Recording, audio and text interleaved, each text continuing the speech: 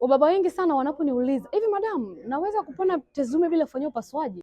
Jibu langu ni moja tu, ndio, lakini endapo tukafanya vitu vifuatavyo. Kitu cha kwanza, kutathmini juu ya tatizo lako, yaani kutathmini dalili na hali unayopitia, kama vile hali ya mkojo, maumivu wakati wa kukojoa, au hata pressure pia ya mkojo kushuka.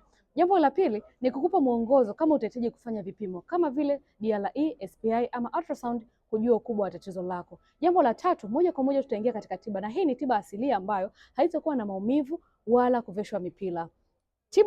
Cha nne na cha mwisho ni kubadilisha lifestyle, yani kubadilisha mfumo mzima wa maisha, namna ambavyo unakula, namna ambavyo unakunywa, namna ambavyo unapumzika au kufanya mazoezi. Na kama utafuata mwongozo vizuri, ndani ya siku 21 na kuhakikishia matokeo, na ndani ya siku 90 tatizo lilikuwa limeisha moja kwa moja na kuanza kujisikia amani. Kama unatamani kupata mwongozo zaidi juu ya program zangu, comment au nitumie ujumbe DM tezi dume bila upasuaji, na mimi nitakujibu na kukuelekeza bila hiana.